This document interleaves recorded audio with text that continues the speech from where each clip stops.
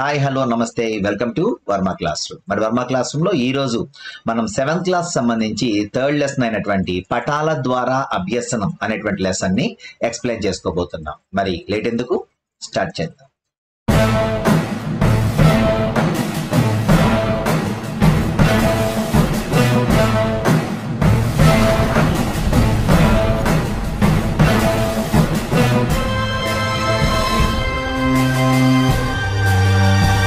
పటాల ద్వారా అభ్యసనం. సో ఈ లెసన్ లో మనకి టోటల్ గా మ్యాప్స్ కు సంబంధించి, అంటే మ్యాప్స్ ని యూజ్ చేసుకొని మనం ఏ రకంగా లెర్నింగ్ అనేటువంటిది చేస్తాం, అంటే పటాల ద్వారా అభ్యసనాన్ని ఎలా చూస్తాము, మరి అందులో వాడేటువంటి కలర్స్ కావచ్చు, లేదంటే దానిలో వాడేటువంటి డిఫరెంట్ టెర్మినాలజీ పదజాలం అయితే కావచ్చు, అవన్నీ మనకి ఈ పాఠంలో పరిచయం చేశారు. సో ఒకసారి మనం చూసుకుంటే ఇక్కడ మరి ఈ పాఠాన్ని మనం ఆల్రెడీ హిస్టరీలో చదువుకున్నటువంటి ఒక పాయింట్ తో స్టార్ట్ చేశారు.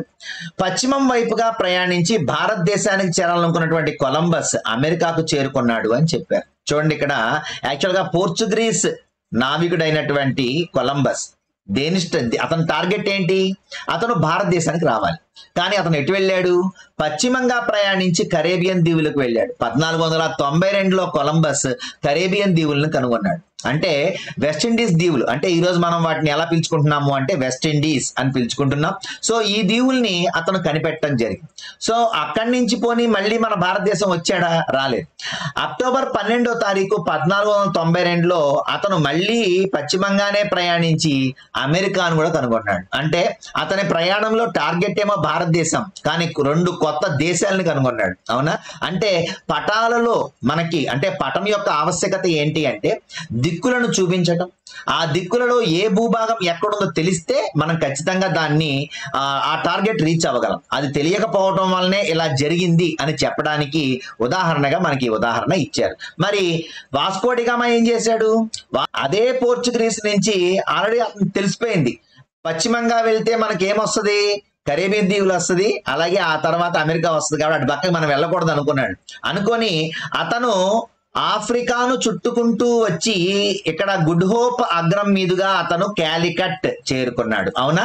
సో ఆ రకంగా భారతదేశానికి మార్గం కనిపెట్టిన వాడు ఎవడు? 1498వ సంవత్సరంలో వాస్కో డి గామా మరి ఈ రకంగా భారతదేశానికి సముద్ర మార్గాన్ని కనిపెట్టాడు. అవునా? అలా మరి మాజెల్లాన్ యొక్క రూట్ ఏంటి అంటే, మరి ఇక్కడ దక్షిణ అమెరికా మీదుగా ఇలా ప్రయాణించి మరలా ఇక్కడి నుంచి మళ్ళీ ఇటు పక్క నుంచి, అంటే గుండ్రంగా ఉంటుంది కదా మ్యాప్, సో మరలా ఇక్కడ ఆస్ట్రేలియా కింద, అలాగే హిందూ మహాసముద్రం మీదుగా వచ్చి మళ్ళీ ఈ కింద నుంచి ఇలా బయలుదేరి అతను మళ్ళీ తన దేశానికి చేరుకున్నాడు అనమాట. దీనికి గాను అతను 3 సంవత్సరాల టైం తీసుకున్నాడు.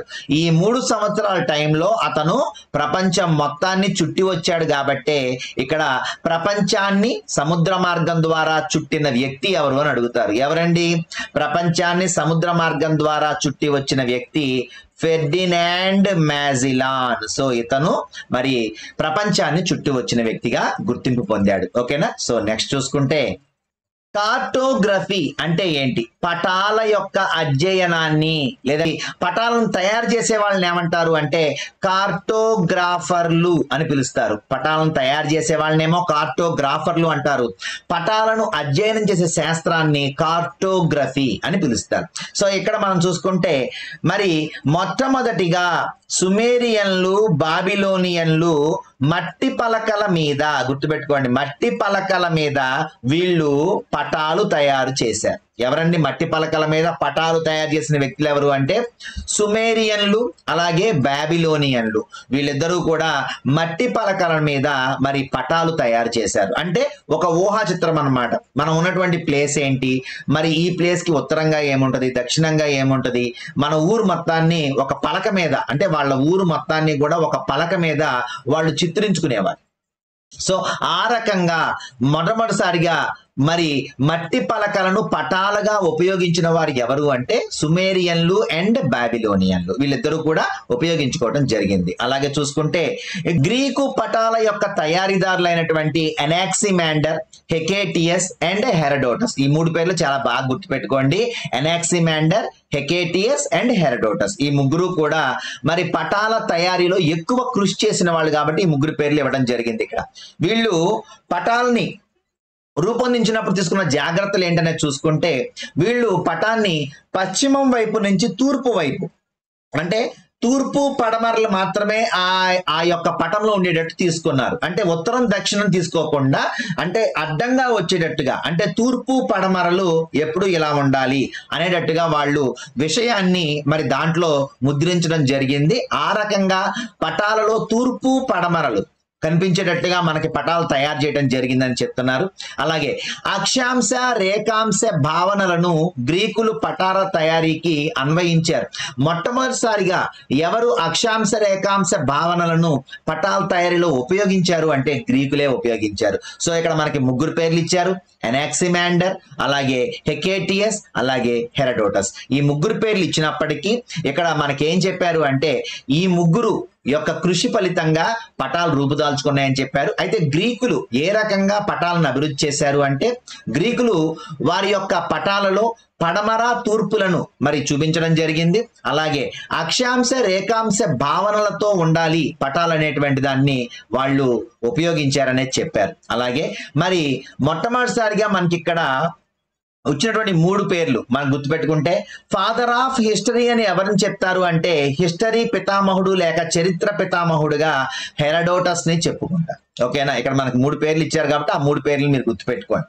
సో ఇక్కడ ఫాదర్ ఆఫ్ హిస్టరీగా మరి హెరడోటస్ బాగా పేరు. అలాగే గాడ్ ఆఫ్ జాగ్రఫీగా హెకేటియస్ పిలువబడ్డాడు. ఇక్కడ ఉన్నటువంటి హెకేటియస్ గాడ్ ఆఫ్ జాగ్రఫీగా పిలువబడ్డారు. మరి ఫాదర్ ఆఫ్ జాగ్రఫీ ఎవరండి అంటే ఎరటోస్తనీస్. మనకి ప్రధాన సంఖ్యలు మనం కనిపెట్టినప్పుడు ఎరటోస్తనీస్ జెల్లెడ అనేటువంటి ఒక పద్ధతిని మనం చూసుకుంటూ ఉంటాం. సో ఇక్కడ ఎరటోస్తనీస్ అనేటువంటి శాస్త్రవేత్తని ఫాదర్ ఆఫ్ జాగ్రఫీ అని పిలుస్తారు. సో ఇక్కడ ఫాదర్ ఆఫ్ జాగ్రఫీ ఎవరు అంటే ఎరటోస్తనీస్. అలాగే ఇక్కడ మనం చూసుకుంటే గాడ్ ఆఫ్ జాగ్రఫీ ఎవరు అంటే హెకేటియస్. ఇక తర్వాత ఫాదర్ ఆఫ్ కాస్మాలజీ అంటే అంతరిక్ష శాస్త్రాన్ని అధ్యయనం చేసేదాన్ని మనం కాస్మాలజీ అంటాం. అంటే విశ్వాన్ని గురించి అధ్యయనం చేసే శాస్త్రాన్ని మనం కాస్మాలజీ అని చెప్పుకున్నాం ఆల్రెడీ. సో ఈ కాస్మాలజీకి ఫాదర్ ఎవరు అంటే ఎనాక్సిమాండర్. సో ఇక్కడ ఫాదర్ ఆఫ్ కాస్మాలజీ ఎనాక్సిమాండర్. మరి మొట్టమొదటిసారిగా పటాన్ని తయారు చేసిన వ్యక్తి కూడా ఎవరు అంటే ఈ ఎనాక్సిమాండరే. సో ఈ ఎనాక్సిమాండర్ మొట్టమొదటిసారిగా పటాన్ని తయారు చేశాడు. అలాగే ఇతను ఫాదర్ ఆఫ్ కాస్మాలజీగా పిలువబడ్డాడు. మరి ఫాదర్ ఆఫ్ హిస్టరీ ఎవరు హెరడోటస్. గాడ్ ఆఫ్ జాగ్రఫీ ఎవరు హెకేటియస్. మరి ఫాదర్ ఆఫ్ జాగ్రఫీ ఎవరు అంటే ఎరటోస్తనీస్. ఇక మరి ఫాదర్ ఆఫ్ మోడర్న్ మ్యాప్ అంటే ఆధునిక పటాలకు పిత అని ఎవరిని అంటారు అంటే గెరార్డస్ మెర్కేటర్ అని చెప్పేసి చెప్తారు ఇక్కడ మనకి. ఎందుకని అంటే ఈయనే ప్రొజెక్షన్ లేక ప్రక్షేపణ అనేటువంటి ఒక పద్ధతిని తీసుకొచ్చాడు. అంటే యాక్చువల్గా భూమి గుండ్రంగా ఉంటుంది, మరి పటం మనం చూసేటప్పుడు ఎలా ఉంటుంది, ప్లేన్ గా ఒక పేపర్ మీద వేసినప్పుడు చదునుగా ఉంటుంది. అంటే రౌండ్ గా ఉన్నటువంటి భూగోళం మీద ఉన్నటువంటి దాన్ని ఇతను ప్రొజెక్షన్ అనేటువంటి ఒక పద్ధతి ద్వారా మరి పేపర్ మీద తీసుకొచ్చాడు. కాబట్టి ఇతన్నే ఫాదర్ ఆఫ్ మోడర్న్ మ్యాప్ అని పిలుస్తారు. ఇతను గెరార్డస్ మెర్కేటర్. ఇతను ఉపయోగించిన పద్ధతి పేరు ప్రొజెక్షన్ లేక ప్రక్షేపణ పద్ధతి. ఓకేనా. సో నెక్స్ట్ చూసుకుంటే మరి పటాల తయారీలో అత్యంత కృషి చేసిన వ్యక్తి ఎవరు అంటే టాలమీ. మీ అందరికీ తెలుసు క్లాడియస్ టాలమీ. ఇతను భూకేంద్రక సిద్ధాంతాన్ని చెప్పాడు. సూర్యకేంద్ర సిద్ధాంతాన్ని కోపర్నికస్ చెప్తే భూకేంద్ర సిద్ధాంతాన్ని చెప్పింది ఎవరు అంటే క్లాడియస్ టాలమీ. మరి ఇతను చేసినటువంటి ఎంతో కృషి వలన పటాలలో మరి ఎక్కువ మనం ప్రగతిని సాధించడం జరిగిందని చెప్తారు. అంటే పటాల యొక్క రూపకల్పనలో తయారీలో ఎవరి కృషి అద్వితీయమైనది అంటే క్లాడియస్ టాలమీ యొక్క కృషి అద్వితీయమైనదిగా చెప్తారు. ఈయన కూడా గ్రీకు శాస్త్రవేత్త. ఓకేనా. సో ఇది ఇక్కడ మనకి ఇవ్వడం జరిగింది. కార్టోగ్రఫీ అంటే పటాల అధ్యయనం. కార్టోగ్రాఫర్లు అంటే పటాలు తయారు చేసేవాళ్ళు. మొట్టమొదటిసారిగా మట్టి పలకల్ని ఎవరు పటాలుగా ఉపయోగించారు అంటే సుమేరియన్లు, బాబిలోనియన్లు. అలాగే గ్రీకు పట తయారీదారులైనటువంటి ఎనాక్సిమాండర్, హెకేటియస్ అండ్ హెరడోటస్. వీళ్ళ ముగ్గురు కూడా మరి గ్రీకుల్లో మంచి పటాలు తయారు చేశారు. అయితే పశ్చిమం నుంచి తూర్పు వైపుగా పటం ఉండాలని, అక్షాంశాలను రేఖాంశాల భావనలను పటాల్లోకి తీసుకొచ్చిన వాళ్ళుగా ఈ ముగ్గురు పేర్లు మనం చెప్తాము. అలాగే ఫాదర్ ఆఫ్ హిస్టరీ ఎవరు అంటే అంటే హెరోడోటస్ పేరు చెప్తాము. అలాగే గాడ్ ఆఫ్ జాగ్రఫీ ఎవరు అంటే హెకేటియస్ గా గుర్తింపు పొందారు. మరి అలాగే ఫాదర్ ఆఫ్ జాగ్రఫీ ఎవరు అంటే ఎరటోస్తనీస్ అని చెప్తాము. ఫాదర్ ఆఫ్ కాస్మాలజీ ఎవరు అంటే ఎనాక్సిమాండర్ అంటాము. మరి ఎనాక్సిమాండరే మొట్టమొదటిసారిగా పటాన్ని తయారు చేసిన వ్యక్తి. ఫాదర్ ఆఫ్ మోడర్న్ మ్యాప్, మరి ఆధునిక కాలంలో మరి పటాలను తయారు చేసిన వ్యక్తిగా ఎవరు గుర్తింపు పొందారు అంటే గెరార్డస్ మెర్కేటర్ గుర్తింపు పొందాడు. మరి ఆయన ఉపయోగించిన పద్ధతి పేరే ప్రొజెక్షన్ లేక ప్రక్షేపణ పద్ధతి. మరి ఎవరి పటాల తయారీలో ఎవరి కృషి అద్వితీయమైనది అంటే క్లాడియస్ టాలమీ. ఈయన భూకేంద్రక సిద్ధాంతాన్ని ప్రతిపాదించిన శాస్త్రవేత్త. అలాగే ఈయన గ్రీక్ దేశస్థుడు. ఓకేనా, సో ఇది ఇంతవరకు ఉన్నటువంటి ఇంపార్టెంట్ బిట్స్ అన్నమాట. సో నెక్స్ట్ చూసుకుంటే పటాల్లో ఏమేమి ఉంటాయనేది చూసుకుంటే పటంలో ఫస్ట్ మనకు కనిపించేది శీర్షిక. ఓకేనా, పటంలో మనకు కనిపించేది ఏంటంటే శీర్షిక కనిపిస్తుంది. ఏంటి శీర్షిక అంటే మీ అందరూ తెలిసిందే, హెడ్డింగ్ పెడతాం కదా. సో ఇప్పుడు ఆ పటం భారతదేశానికి సంబంధించింది అనుకోండి, భారతదేశం.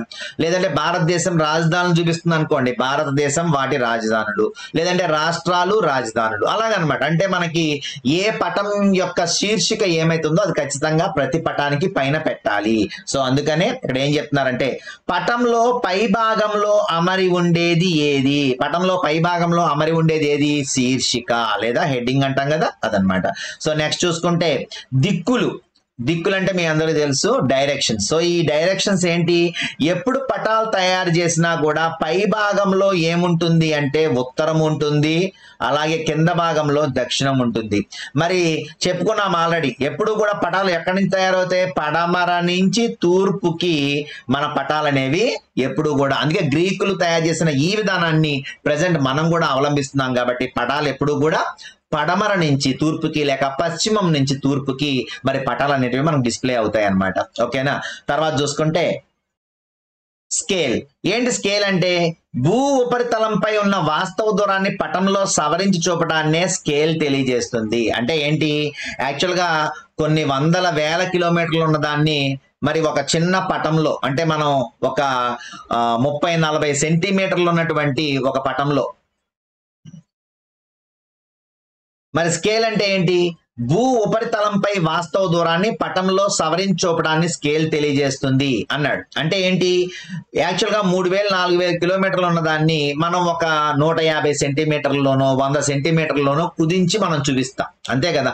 సో అంటే అంత చిన్న పటంలో గనక మనం దాన్ని ప్రొజెక్ట్ చేయాలి అంటే ఖచ్చితంగా స్కేల్ అనేటువంటిది చాలా అవసరం. మరి ఆ స్కేల్ ఎన్ని రకాలుగా ఉంటుంది అనేటువంటిది ఇక్కడ ఇచ్చాడు. సో ఆ స్కేల్ చూసుకుంటే మనకి 3 రకాలుగా ఉంటుంది. ఒకటి వాక్య రూప స్కేలు. అంటే ఏంటి? ఇది వాక్య రూపంలో ఉంటుంది, అలాగే చదివి అర్థం చేసుకోవచ్చు అనమాట. అంటే ఏముంటది అక్కడ? 1 సెంటీమీటర్ ఈజ్ ఈక్వల్ టు 10 కిలోమీటర్లు. అంటే ఈ పటంలో ప్రతి సెంటీమీటరు 10 కిలోమీటర్లు. అంటే బయట ఉన్నటువంటి వాస్తవ దూరం ఏమో 10 కిలోమీటర్లు, కానీ మేము చూపించింది ఎంత అంటే 1 సెంటీమీటర్లో చూపించాం అని వాక్య రూపంలో మనకు చెప్తారు. కాబట్టి వాక్య రూప స్కేలు అన్నది. అలాగే రెండోది చూసుకుంటే గ్రాఫ్ రూపంలోని స్కేల్. ఏంటి గ్రాఫ్ రూపంలో స్కేల్ అంటే? పటం యొక్క పరిమాణాన్ని పెంచినా తగ్గించినా తదనుగుణంగా స్కేల్ మారునట్లుగా రూపొందించబడి ఉంటుంది. ఉదాహరణకి మన దగ్గర ఒక ఫోటో ఉంటుంది, ఆ ఫోటోని మనం జూమ్ చేస్తున్నాం అనుకోండి, అది స్క్రీన్ దాటేసి వెళ్ళిపోతా ఉంటది. అలా అని అది ఆ పటం యొక్క రూపురేఖలను ఏమైనా మార్చేస్తా? మార్చదు, అదే రూపం ఉంటుంది. కానీ జూమ్ చేసే కొద్దీ దాని యొక్క స్కేల్ మారిపోతా ఉంటుంది. కానీ తదనుగుణంగా లోపల ఉన్నటువంటిది కూడా మారిపోతూ ఉంటుంది. అవునా? సో ఇక్కడ మనకి పటం యొక్క పరిమాణాన్ని పెంచినా తగ్గించినా రెండు చేసినప్పటికీ స్కేల్ కూడా మారిపోతూ ఉంటుంది అనేటువంటిదే ఇక్కడ గ్రాఫ్ రూపంలో స్కేల్. ఓకేనా? అలాగే నెక్స్ట్ చూసుకుంటే నైష్పత్తిక స్కేలు. అంటే ఏంటి? Representation fraction. ఇవ్వబడినటువంటి స్కేలు పట్ల అధ్యయనం చేసే వారికి అనుకూలమైన ప్రామాణిక కొలతలలో ఉపయోగించుకునేందుకు వీలుగా నిష్పత్తి రూపంలో స్కేల్ రూపొందించబడి ఉంటుంది. అంటే ఉదాహరణ చూడండి ఇక్కడ, అంటే అంగుళాలు, సెంటీమీటర్లు, కిలోమీటర్లు లేక మైళ్ళు ప్రామాణిక కొలత ఏదైనా నిష్పత్తి మాత్రం మారదు. అది నువ్వు ఏది తీసుకో, నువ్వు అంగుళాలు తీసుకో, సెంటీమీటర్లు తీసుకో, కిలోమీటర్లు తీసుకో, ఏదైనా తీసుకో, కానీ ఇక్కడ మాత్రం అది నిష్పత్తి మారదు అన్నాడు. అంటే ఉదాహరణ ఏంటి? 1:10,000 అంటే 1 అంగుళం ఈజ్ ఈక్వల్ టు 10,000 అంగుళాలు. ఓకేనా, 1 అంగుళం ఈజ్ ఈక్వల్ టు 10,000 అంగుళాలకి సమానం. నైష్పత్తిక స్కేల్ అంటే నిష్పత్తిని చూపించాం కాబట్టి ఇక్కడ దాన్నే ఇక్కడ రిప్రజెంటేషన్ ఫ్రాక్షన్ అని పిలవడం జరిగింది. ఓకేనా, సో ఇది ఇక్కడ మనకి ఇచ్చినటువంటి విశేషాలు. నెక్స్ట్ చూసుకుంటే సాంప్రదాయక చిహ్నాలు అంటే పటాల్లో ఉపయోగించేటువంటి సాంప్రదాయక చిహ్నాలు. ఏంటి సాంప్రదాయక చిహ్నాలు అంటే ఇక్కడ చూడండి, ఈ బొమ్మ ఇచ్చారు అనుకోండి, ఇది దేనికి గుర్తు అంటే ఒక మైలురాయికి గుర్తు. ఇలా దెబ్బలుగా ఇచ్చారనుకోండి సమాధుల కింద గుర్తు. మరి ఆగకుండా ఒక శ్రేణి ఇలా వెళ్తుంది అంటే ఇది పర్వత శ్రేణి అని అర్థం. రౌండ్ గా ఒక బ్లూ కలర్ ఇస్తే అది బావి అని అర్థం. మరి ఒక ఇక్కడ ట్రయాంగిల్ షేప్ లో ఒక ఇది ఇస్తే ఇది పర్వత శిఖరం అని. మరి ఇలా గనక మనకి ఫ్లో అవుతున్నట్టు చూపిస్తే ఇది ఒక నది అని. కదలకుండా ఒక షేప్ లో ఉంటే గనక ఇది ఒక చెరువు అని చూపిస్తారు. అంటే వాటర్ బాడీస్ అన్ని కూడా బ్లూ కలర్ లో ఉంటాయి, మనకు తెలుసు, మ్యాప్ లో చూసినప్పుడు మనకు అర్థమవుతూ ఉంటుంది. అయితే ఇవి ఎవరు తయారు చేస్తారు అనేది చూసుకుంటే పటాల తయారీదారులు ఎవరైతే ఉన్నారో చిహ్నాలు ఉపయోగించి పటంలో ఆ ప్రదేశాల ఉనికిని చూపుతారు. ఆ ప్లేస్ లో ఇది ఉందని మనకు తెలియాలి అంటే అక్కడ కొన్ని సాంప్రదాయక చిహ్నాలను ఉపయోగించి అక్కడ ఒక బొమ్మ పెడతారు. ఓహో, దాన్ని బట్టి ఇక్కడ బాగుందా, ఇక్కడ మసీదు ఉందా, ఇక్కడ చర్చ్ ఉందా, ఇక్కడ చెరువు ఉందా, ఇక్కడ నది ఉందా అని మనకు తెలుస్తుంది అనమాట. ఓకేనా, అలాగే భారత సర్వేక్షణ శాఖ లేక సర్వే ఆఫ్ ఇండియా అనేటువంటిది టోపో షీట్స్ తయారీలో సాంప్రదాయక చిహ్నాలు ఉపయోగిస్తుంది. టోపో షీట్స్ అంటే ఏదైనా ఒక ప్రత్యేకమైనటువంటి అంశాన్ని గురించి మనకు వివరించేవి టోపో షీట్స్. ఓకేనా, సో ఇక్కడ ఆ టోపో షీట్స్ లో సాంప్రదాయక చిహ్నాలను ఉపయోగించి కొన్ని బొమ్మలను ఉపయోగించి మనకి ఇన్ఫర్మేషన్ ఇవ్వడానికి భారత సర్వేక్షణ శాఖ లేక సర్వే ఆఫ్ ఇండియా మనకి కొన్ని మ్యాప్స్ తయారు చేస్తుందని చెప్తున్నారు. ఓకేనా, సరే, ఈ సర్వే ఆఫ్ ఇండియా గురించి వచ్చింది కాబట్టి ఈ సర్వే ఆఫ్ ఇండియా ఎప్పుడు స్టార్ట్ చేశారు అంటే 1767 సంవత్సరంలో బ్రిటిష్ వాళ్ళ టైంలో స్టార్ట్ చేశారు. ఎందుకు స్టార్ట్ చేశారు వీళ్ళు? మనం ఎంత ఆక్రమించామరా ఈ భారతదేశంలో అనేది తెలుసుకోవాలి వాడు. సో వాళ్ళకి ఎంత ఆక్రమించామో తెలుసుకోవడం కోసం వాళ్ళకి మ్యాప్ అవసరమైంది. ఈ భారతదేశం ఎంత ఉందిరా, ఇందులో మన ప్రాంతాలు ఎక్కడెక్కడ ఉన్నాయి, మరి మనం ఆక్రమించిన ఏరియాస్ ఏవి, ఇంకా మనకి హ్యాండ్ ఓవర్ లోకి ఎంత రావాలి అనేది మనం తెలుసుకోవాలంటే మనకు ఒక మ్యాప్ అనేది అవసరం అని చెప్పేసి వాళ్ళు ఫస్ట్ మ్యాప్స్ యొక్క అవసరాన్ని గుర్తించారు. అందుకని మీకు చెప్తాం, ఇందులో చరిత్రలో ఫస్ట్ పాఠంలో మీకు రాబర్ట్ క్లైవ్ జేమ్స్ రెనెల్ ని పటాలు తయారు చేసి ఇవ్వరా బాబు అని అడుగుతాడు. అవునా, సో అక్కడ మనం చెప్పుకున్నాం పటాల గురించి. అవునా, సో ఇక్కడ మనం చూసుకుంటే పటాలు అనేటువంటిది అంటే భారత సర్వే అనేటువంటిది ఫస్ట్ అవసరం అని చెప్తాడు.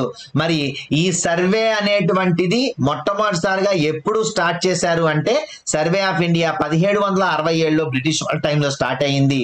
అయితే 1793 నుంచి 96 3 ఏళ్ల పాటు ఆధునిక శాస్త్రీయ సర్వే అని చెప్పేసి మొత్తం అన్ని పంటలు ఎంత ఉన్నాయి, ఎక్కడ ఏ పంట పండుతుంది అని చెప్పేసి మొత్తం అంతా శాస్త్రీయంగా మంచి సైంటిఫిక్ గా సర్వే చేశారు.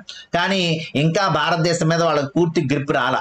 అసలు మొత్తం తెలియాలి మనకి, కొండలు ఎక్కడ ఉన్నాయి, పర్వతాలు ఎక్కడ ఉన్నాయి, గొట్లు ఎక్కడ ఉన్నాయి, నదులు ఎక్కడ ఉన్నాయి, మొత్తం తెలియాలరా అని చెప్పేసి అప్పుడు 1802 నుంచి 1852 వరకు గ్రేట్ ట్రిగ్నోమెట్రిక్ సర్వే అని చెప్పేసి ట్రిగ్నోమెట్రీని మరి సర్వేలోకి తీసుకొచ్చారు. మనకు తెలుసు ట్రిగ్నోమెట్రీలో మనం మరి సర్వేస్ చేసేటప్పుడు ఎత్తులు కొలవాలి అంటే ఎలాగా, ఒక ప్రాంతం ఎత్తైన ప్రాంతంలో ఉందా తక్కువ ప్రాంతంలో ఉందా తెలియాలంటే మనం దానికి ట్రయాంగిల్ గీసి దాని యొక్క ఎత్తుని నిర్ధారించే పద్ధతి కూడా ఉంది. సో ఇలాంటివన్నీ కూడా ఉపయోగించి మరి అక్కడ ఉన్నటువంటి శిఖరాల ఎత్తులు కూడా కనుక్కోవడం జరిగింది. సో ఆ టైంలోనే సర్ జార్జ్ ఎవరెస్ట్ ఈయనే మరి మొట్టమొదటిసారిగా ఈ ప్రయోగాన్ని అంటే 1802లో స్టార్ట్ అయినటువంటి ఆ గ్రేట్ ట్రిగ్నోమెట్రిక్ సర్వేలో పాలు పంచుకున్నాడు సర్ జార్జ్ ఎవరెస్ట్. మరి ఈయనే మొట్టమొదటిసారిగా మరి ఎవరెస్ట్ శిఖరం యొక్క ఎత్తుని ఇతను మరి ట్రిగ్నోమెట్రీ ద్వారా కనుక్కుంటే అప్పుడు మరి ఇక్కడ రాధానాథ్ సిక్దర్ అనేటువంటి భారతదేశం చెందినటువంటి ఒక వ్యక్తి దాని యొక్క అడుగుల్ని దాని యొక్క మీటర్లని లెక్కేసి చెప్పాడు. మరి ఎవరెస్ట్ శిఖరం యొక్క ఎత్తుని మనం ప్రెసెంట్ 8848 మీటర్లు అని చెప్పుకుంటాం. సో ఇక్కడ మరి 8848 మీటర్లు అని చెప్పి మనకి ఎలా తెలిసింది అంటే గ్రేట్ ట్రిగ్నోమెట్రిక్ సర్వే 1802లో 1852లో స్టార్ట్ చేసినటువంటి ఈ సర్వేలోనే సర్ జార్జ్ ఎవరెస్ట్ అనేటువంటి ఒక శాస్త్రవేత్త రాధానాథ్ సిక్దర్ తో కలిసి మొత్తం భారతదేశం అంతటా కూడా పర్యటించి వాళ్ళు మొత్తం అంతా దాని యొక్క లెంత్ ఎంత విడ్త్ ఎంత మొత్తం కనుక్కోవడం జరిగింది. ఆయన గుర్తుగానే అలానే ఆయన కనుక్కున్నటువంటి ఆ ఎత్తైన శిఖరానికి ఎవరెస్ట్ శిఖరము అని పేరు పెట్టడం కూడా జరిగిందనమాట. సో ఈ రకంగా మనకి సర్వే ఆఫ్ ఇండియా, ఆ తర్వాత వాళ్ళు భారతదేశం వదిలేసి వెళ్ళిపోయారు. మరి అయినా సరే సర్వే ఆఫ్ ఇండియా ప్రెజెంట్స్ మనకి ఏం తయారు చేస్తుంది, మొత్తం భారతదేశం యొక్క మ్యాప్స్ అన్నిటిని తయారు చేసే బాధ్యత సర్వే ఆఫ్ ఇండియా తీసుకోవడం జరిగిందనమాట. ఓకేనా. సో నెక్స్ట్ చూసుకుందాం. సముద్ర మట్టం నుంచి ఎత్తు అంటే సముద్ర ఉపరితలం దాదాపు అన్ని ప్రదేశాల్లో సమానం. సముద్రం యొక్క ఉపరితలం ఎక్కడ చూసుకున్నా దాని యొక్క ఎత్తు అనేటువంటిది అన్ని చోట్ల ఒకేలా ఉంటుంది. కానీ ఏం మారుద్ది, సముద్రం ఇలా ఉందనుకోండి, ఇలా ఉందనుకోండి, దీని ఒడ్డునటువంటి మైదానం, దానికంటే కొంచెం ఎత్తులో పీఠభూమి, దానికంటే ఎత్తులో కొండలు పర్వతాలు ఇలాంటివన్నీ కూడా ఉంటాయి అన్నమాట. సో సముద్రం నుంచే ఒక ప్రదేశం ఎంత ఎత్తులో ఉందో తెలుసుకుంటాం. సముద్రం యొక్క ఉపరితలం దాదాపు అన్ని ప్రదేశాల్లో సమానం కాబట్టి మరి దాని నుంచి బేస్ చేసుకునే ఎంఎస్ఎల్ అంటే మీన్ సీ లెవెల్, సముద్రం నుంచి మరి ఆ సముద్ర మట్టం నుంచి ఎంత ఎత్తులో ఉన్నాయి, అది మైదానమా పీఠభూమా పర్వతమా కొండ అనేది మనం ఎలా తెలుసుకుంటాము అనేటువంటి చూసుకుంటే సముద్ర మట్టం నుంచి ఎత్తును బట్టే ఆ ప్రాంతాల యొక్క పేర్లను ఆ ప్రాంతాల యొక్క రంగులను పటంలో చూపిస్తారు. సో సముద్ర మట్టం నుంచి ఇక్కడ మనకి 0 నుంచి 100 మీటర్ల ఎత్తుందనుకోండి, 100 మీటర్ల ఎత్తుంటే మీన్ సీ లెవెల్ గనక 0 నుంచి 100 సముద్ర మట్టం నుంచి ఎత్తులో ఉంటే అది ఆకుపచ్చ మైదానం. అలాగే 200 నుంచి 1000 గనక అది సముద్ర మట్టం నుంచి ఎత్తులో ఉంటే అది పసుపు రంగులో, అక్కడ బంగారం అలాంటివి దొరుకుతాయి కాబట్టి సో దాన్ని పీఠభూములు అంటాం. సో ఈ పీఠభూమి ప్రాంతాన్ని పసుపు రంగులో చూపిస్తారు. ఇక దాని తర్వాత 1000 నుంచి 3000 ఎంఎస్ఎల్ ఉన్నటువంటి వాటిని నారింజ రంగులో చూపిస్తారు. 3000 నుంచి 7000 సరాసరి ఎంఎస్ఎల్ ఉన్నటువంటి వాటిని ఊదా రంగులో లేక వైలెట్ లో చూపిస్తారు. ఇక 7000 నుంచి 8000 ఎంఎస్ఎల్ అంటే బాగా ఎత్తైనటువంటి వాటిని మరి తెలుపు రంగులో చూపిస్తారు. ఎందుకంటే తెలుపు రంగులో చూపిస్తారు మీకు అర్థమైపోయి ఉంటది. బాగా ఎత్తుగా ఉన్నటువంటివి ఏంటివి, హిమాలయాస్. మరి హిమాలయాలు మంచుతో కప్పబడి ఉంటాయి కాబట్టి ఇవి తెలుపు రంగులో చూపిస్తారు. ఓకేనా. సో ఇది ఇక్కడ మనకి ఈజీగా గుర్తుపెట్టుకోవచ్చు. గ్రీన్ ఎందుకని, మైదానాలు పంటలు పండుతాయి. రెండోది పీఠభూములు, మరి అక్కడ బంగారం లాంటి ఖనిజాలు దొరుకుతాయి కాబట్టి అది పసుపు. కిందది గుర్తుపెట్టుకుంటే అది హిమాలయాస్ తెల్లగా ఉంటాయి, 7000 నుంచి 8000 సీ లెవెల్లో ఉంటాయి కాబట్టి ఇవి హిమాలయాస్ తెలుపు రంగు. ఇక మిగిలిన మాకు 2 రంగులే కదా, 1000తో స్టార్ట్ అవుద్ది 3000 వరకు ఒకటి, 3000 నుంచి 7000 వరకు బ్లూ కలర్ లేక ఊదా రంగు లేక వయోలెట్ అన్నమాట. ఓకేనా. సో కొంచెం ఇక్కడ వయోలెట్ రంగు అంటే డీప్ అన్నమాట, డీప్ బ్లూ అన్నమాట. ఓకేనా. సో ఇది ఇక్కడ మనకు సంబంధించింది. దాని తర్వాత చూసుకుంటే ఇక్కడ మనకి విషయాలను బట్టి అంటే ఏంటి, అసలు ఆ ప్రాంతంలో అడవులు ఉన్నాయా మరి ఏమున్నాయి అనేటువంటి తెలుసుకోవాలంటే ఇక్కడ మనకి కొన్ని రంగులు ఇచ్చారు. ఆ రంగులను బట్టి అది ఏ ప్రాంతం మనం తెలుసుకోవాలి. ఓకేనా. సో ఇక్కడ ఇందాకేమో సముద్ర మట్టాన్ని నుంచి ఎత్తును బట్టి అది మనం చెప్పుకున్నటువంటి కలర్స్. ఇప్పుడు మనం చెప్పేది ఏంటి, విషయాలను బట్టి. విషయాలు ఏంటి, ఇక్కడ మీకు ముదురు ఆకుపచ్చలో ఉంటేనేమో అడవులు, లేత ఆకుపచ్చలో ఉంటేనేమో గడ్డి భూములు. ఓకేనా. అలాగే మరి ముదురు బూడిద రంగులో ఉంటేనేమో పర్వతాలు, లేత బూడిద రంగులో ఉంటేనేమో వాటికంటే చిన్నమైనటువంటి కొండలు. ఓకేనా. 2 అయిపోయినాయి. ఫస్ట్ ఏంటి గ్రీన్ కలర్, అదే డార్క్ అయితేనేమో అడవులు, లైట్ అయితేనేమో గడ్డి భూములు. అలాగే రెండోది చూసుకుంటే గ్రేలో డార్క్ గ్రే అయితేనేమో పర్వతాలు, లైట్ గ్రే అయితేనేమో కొండలు. ఓకేనా. ఇక మూడోది చూడండి, వాటర్ సోర్సెస్ లో మనకి 2 ఉన్నాయి. ఏంటవి, బాగా డార్క్ గా ఉంటేనేమో పెద్ద పెద్ద వాటర్ బాడీస్ అంటే ఏంటి, సముద్రాలు మహాసముద్రాలు. మరి లైట్ బ్లూ కలర్ లో ఉంటే చెరువులు నదులు కాలువలు ఇలాంటివి అనమాట, సరస్సులు ఇలాంటివి అనమాట. ఓకేనా. ఇక ఇవి 3 పోతే 3 రెళ్ళు 6 పోయినాయి. ఏంటి, ఒకటేమో డార్క్ గ్రీన్ లైట్ గ్రీన్, ఒకటేమో డార్క్ గ్రే లైట్ గ్రే, ఒకటేమో డార్క్ బ్లూ లైట్ బ్లూ. ఈ వెళ్ళిపోయినాయి, 6 వెళ్ళిపోయినాయి. ఇక మిగిలిన చూసుకుంటే పసుపు రంగు ఉంటే పీఠభూమి. ఇందాక చెప్పుకున్నాం ఆల్రెడీ, పసుపు రంగులో అంటే పీఠభూమి ఎందుకు చెప్పాను, పీఠభూమిలో ఖనిజాలు ఎక్కువగా ఉంటాయి. మరి ఖనిజాల్లో మరి మనకు అత్యంత విలువైనటువంటి ఖనిజం ఏంటి, బంగారం. కాబట్టి సో ఇక్కడ పీఠభూమిని ఎల్లో కలర్ లో చూపించారు. ఇక నెక్స్ట్ చూసుకుంటే వేస్ట్ ల్యాండ్, ఎవరికి ఉపయోగపడట్లేదు అలాంటి భూమిని మనం దేంతో చూపిస్తాము, బంజరు భూమిని రెడ్ కలర్ తో చూపిస్తారు. ఇక వ్యవసాయానికి మంచిగా ఉపయోగపడే భూమిని గోధుమ రంగులో. ఎందుకని, భారతదేశంలో అత్యంత విస్తీర్ణంలో ఎక్కువగా ఉత్తర భారతదేశంలో పండుతున్న పంట గోధుమ. అందుకనే మరి ఇక్కడ గోధుమ రంగులో వ్యవసాయానికి ఉపయోగపడే భూమిని గోధుమ రంగులో చూపించడం జరిగింది. ఇక తెలుపు ఏంటి, ఖనిజాలు లభించే ప్రాంతాలని తెలుపు రంగులో చూపించారు.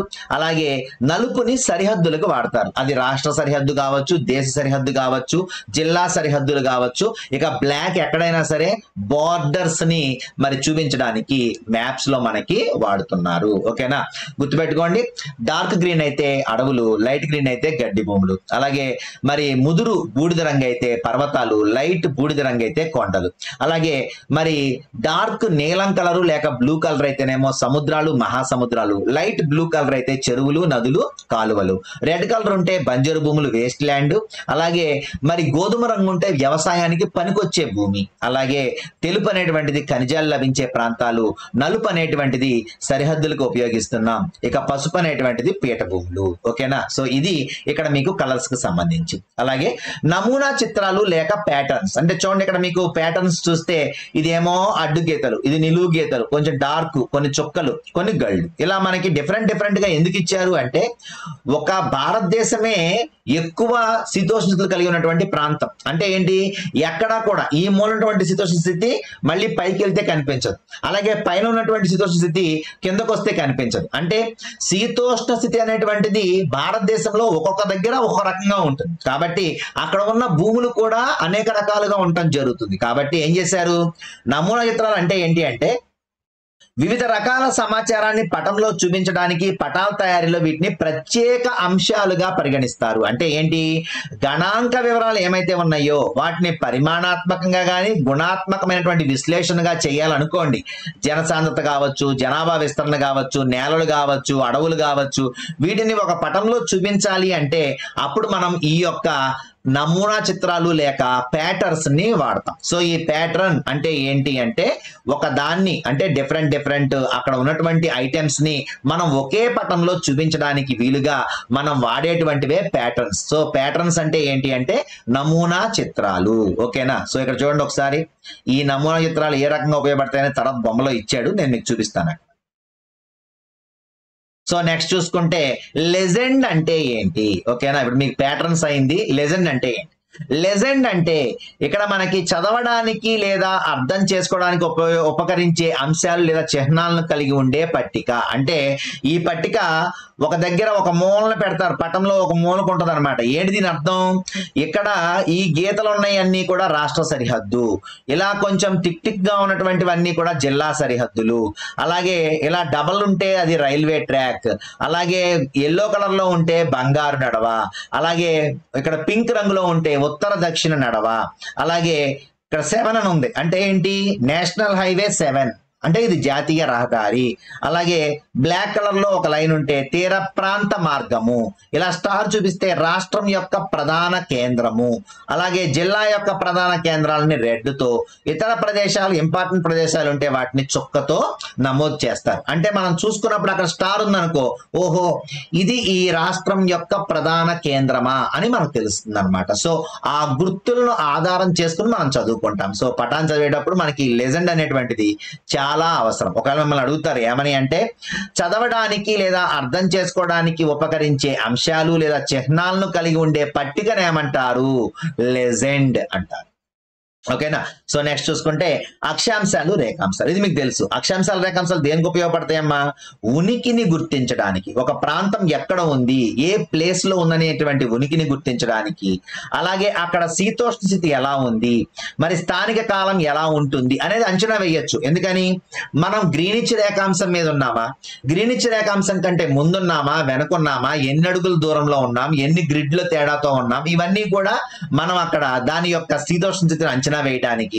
భూమధ్య రేఖకు దూరంగా ఉన్నామా, దగ్గరగా ఉన్నామా, మనం సమశీతోష్ణ మండలంలో ఉన్నామా, ఉష్ణ మండలంలో ఉన్నామా, మరి టండ్రా ప్రాంతంలో ఉన్నామా, ఎలా ఉన్నాం మనం తెలుసుకోవడానికి ఆ గ్రిడ్ ని కనుక మనం పరిశీలిస్తే మరి కర్కట రేఖ నుంచి పైకి వెళ్తున్నామా, కిందకి వెళ్తున్నామా, దక్షిణాద్రగోళంలో ఉన్నామా, పూర్వాద్రగోళంలో ఉన్నామా, ఇవన్నీ మ్యాటర్ అంతా కూడా మనం ఆ పటం చూడగానే అర్థమైపోద్ది అనమాట. కాబట్టి అక్షాంశాలు, రేఖాంశాలు అనేటువంటివి చాలా అవసరం. అందుకనే గ్రీకులు అక్షాంశ, రేఖాంశ భావనలను ఉపయోగించుకునే పటాలను తయారు చేశారు. ఓకేనా, సో నెక్స్ట్ చూసుకుంటే పటాల్లో రకాలు. సో పటాల్లో రకాలు ఎన్ని ఉన్నాయమ్మా, ఒకటి పొలిటికల్ మ్యాప్స్ లేదా రాజకీయ పటాలు. ఏంటి రాజకీయ పటాలు ఏం చేస్తాయి, ఒక ప్రదేశం యొక్క పాలనా పరిధిని, పొరుగు దేశాలను, సరిహద్దులను, రాజధానులను తెలియజేస్తాయి. అంటే ఒక దేశం ఎన్ని దేశాలతో రాజకీయంగా సంబంధాన్ని కలిగి ఉంది అనేటువంటి అంశాన్ని మనకు పరిచయం చేస్తుంది కాబట్టి దీన్ని రాజకీయ పటము లేక పొలిటికల్ మ్యాప్ అన్నారు. అందుకనే దీంట్లో ఏం కనిపిస్తుంది, ఒక రాష్ట్రం ఇంకొక రాష్ట్రంతో, ఒక దేశం ఇంకొక దేశంతో మరి రాజకీయ సంబంధాలను నెరవడానికి అది ఎంత దూరంలో ఉంది, వాటి మధ్య ఉన్నటువంటి బోర్డర్స్ వలన వాటికి ఏమైనా ప్రాబ్లమ్స్ ఉన్నాయా, ఆ సరిహద్దుల గురించి, పొరుగు దేశాల గురించి, వాటి రాజధానుల గురించి తెలియజేస్తుంది కాబట్టి దీన్ని పొలిటికల్ మ్యాప్ లేదా రాజకీయ పటం అన్నారు. సో ఇక్కడ సరిహద్దు రేఖల మందము, రంగు, సరిహద్దు రేఖ తీరును బట్టి ఆ ప్రదేశం జిల్లానా, రాష్ట్రమా అని మనం తెలుసుకోవచ్చు. ఓకేనా, అంటే ఆ మందం తెలిసిపోద్ది అనమాట. మధ్యలో గీసేటువంటి నల్ల గీత మందంగా ఉంటేనేమో అది రాష్ట్రం, మరి అంతకంటే సన్నగా ఉంటేనేమో అది జిల్లా, ఇంకా సన్నగా ఉంటే అది మండలం అన్నమాట. సో ఆ రకంగా మనం పటాన్ని చూడవచ్చు అని చెప్తున్నారు. ఇక నెక్స్ట్ చూసుకుంటే రాజకీయ పటాల అధ్యయనంలో అక్షాంశ రేఖాంశాలకు సంబంధించిన పరిజ్ఞానం ఒక ప్రదేశం లేదా దేశంలో ప్రపంచ పటంలో సులువుగా గుర్తించడానికి ఉపయోగపడతాయి. అంటే ఒక పొలిటికల్ మ్యాప్ తీసుకున్నప్పుడు ఓహో ఈ దేశానికి ఇన్ని దేశాలతో బోర్డర్స్ ఉన్నాయి, సో ఈ దేశం నుంచి ఈ దేశానికి వెళ్ళవచ్చు, ఈ దేశం నుంచి ఈ దేశానికి వెళ్ళాలంటే చాలా దూరం ఉంది అని మనకు ఎప్పుడు తెలుస్తుంది, ఆ పటాన్ని చూసినప్పుడు. ఆ పటంలో ఒక దేశానికి ఇంకొక దేశానికి ఉన్న దూరాన్ని మనం అంచనా వేసినప్పుడు ఓహో ఈ దేశం చాలా దూరమా, ఈ దేశం ఎప్పటిదాకా దగ్గర అనుకుంటున్నానే అని మనకు ఎప్పుడు తెలుస్తుంది, ఒక పొలిటికల్ మ్యాప్ చూసినప్పుడు మాత్రమే మనకు తెలుస్తుంది అన్నమాట. ఓకేనా, అలాగే భారతదేశ రాష్ట్రాలను సులువుగా గుర్తించడానికి పొరుగు దేశాలతో భూభాగ సరిహద్దును పంచుకునే రాష్ట్రాలు, తీరరేఖ కలిగి ఉన్న రాష్ట్రాలు అంతర్గత రాష్ట్రాలుగా పరిశీలించడం అనేటువంటిది ఒక పద్ధతిగా పాటించవచ్చు. అయితే ఒక ప్రదేశపు ఉనికిని గుర్తించడానికి గ్రిడ్, మూలలు, సరిహద్దు రేఖ నుంచి దూరం మొదలైన వాటిని కొండ గుర్తులుగా ఉపయోగిస్తాం. చెప్పాను కదా, గ్రిడ్ అనేటువంటిది చాలా ఇంపార్టెంట్.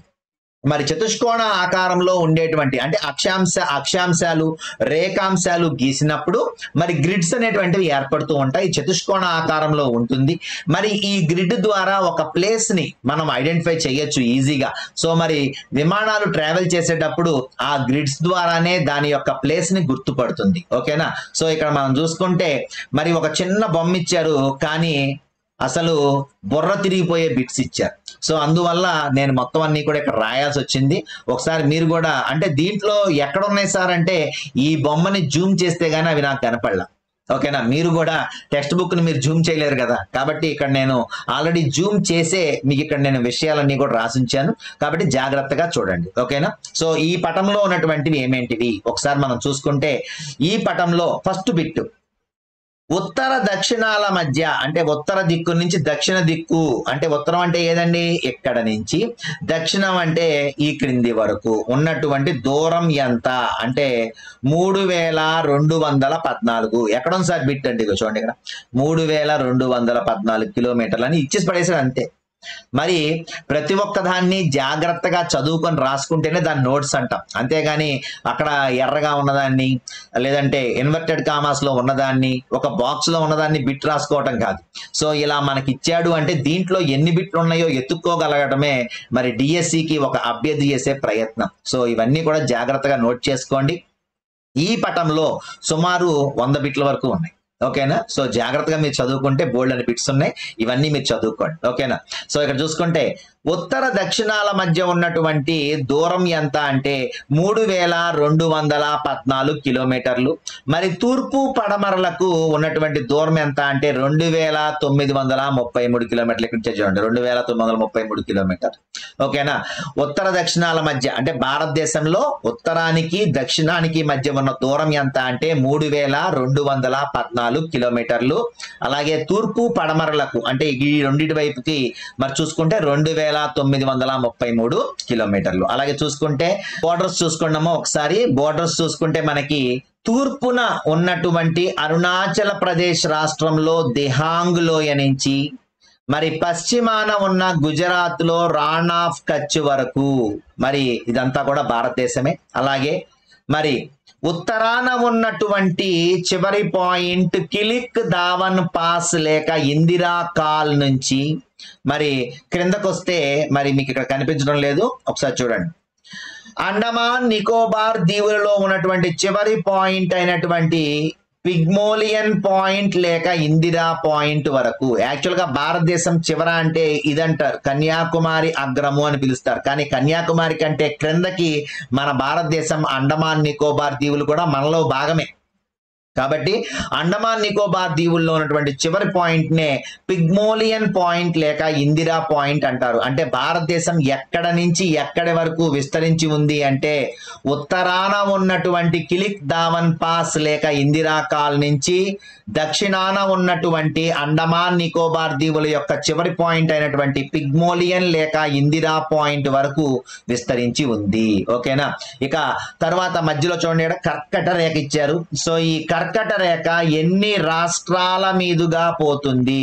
కర్కట రేఖ భారతదేశంలో 8 రాష్ట్రాల మీదుగా పోతుంది. అత్యంత ఎక్కువగా దేని మీద పోతుంది అంటే మధ్యప్రదేశ్ నుంచి ఎక్కువగా పోతుంది. అలాగే తక్కువగా దేని మీద పోతుంది అంటే రాజస్థాన్ మీదుగా పోతుంది. ఓకేనా. సో ఇక్కడ మీరు గుర్తుపెట్టుకోవాల్సింది ఏంటి, కర్కట రేఖ భారతదేశంలో ఎన్ని రాష్ట్రాల మీదుగా పోతుంది? 8 రాష్ట్రాల మీదుగా పోతుంది. అలాగే ఎక్కువగా దేని మీద పోతుంది అంటే మధ్యప్రదేశ్ మీదుగా పోతుంది. తక్కువగా దేని మీద పోతుంది అంటే రాజస్థాన్ మీదుగా పోతుంది. అంటే ఎక్కువ కిలోమీటర్లు మధ్యప్రదేశ్ లో పోతుంది, తక్కువ కిలోమీటర్లు రాజస్థాన్ మీద పోతుంది అనమాట. ఓకేనా. ఇక దాని తర్వాత మరి మన యొక్క ప్రామాణిక సమయం, భారతదేశ ప్రామాణిక సమయాన్ని 82.5 డిగ్రీల తూర్పు రేఖాంశంతో కనిపిస్తుంది. చూడండి, ఇక్కడ నేను బొమ్మ గీశాను, ఒక లైన్ గీశాను మధ్యలో. ఇక్కడ భారతదేశం యొక్క ప్రామాణిక సమయం 82.5 డిగ్రీల తూర్పు రేఖాంశము. ఇది గ్రీనిచ్ కాలాంశము కన్నా 5.5 గంటలు ముందుగా ఉంటుంది. ఓకేనా. సో ఇక్కడ మనం చూసుకుంటే ఇది 5 రాష్ట్రాలు ఒక కేంద్రపాలిత ప్రాంతం మించిపోతుంది. ఏంటా 5 రాష్ట్రాలు ఒక కేంద్రపాలిత ప్రాంతము అంటే ఉత్తరప్రదేశ్, మధ్యప్రదేశ్, ఛత్తీస్గఢ్, ఒడిస్సా అండ్ ఆంధ్రప్రదేశ్.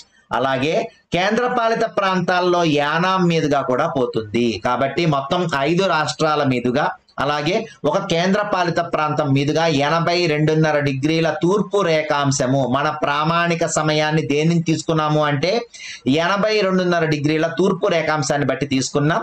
ఇది మన భారతదేశంలో 5 రాష్ట్రాల మీదుగా ఒక కేంద్రపాలిత ప్రాంతం మీదుగా పోతుంది. ఉత్తరప్రదేశ్, మధ్యప్రదేశ్, ఛత్తీస్గఢ్, ఒడిశా అండ్ ఆంధ్రప్రదేశ్.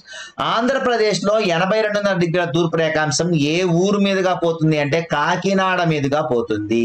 అలాగే కేంద్రపాలిత ప్రాంతంలో దేని మీదుగా పోతుంది అంటే యానాం మీదుగా పోతుంది. అలాగే నెక్స్ట్ చూసుకుంటే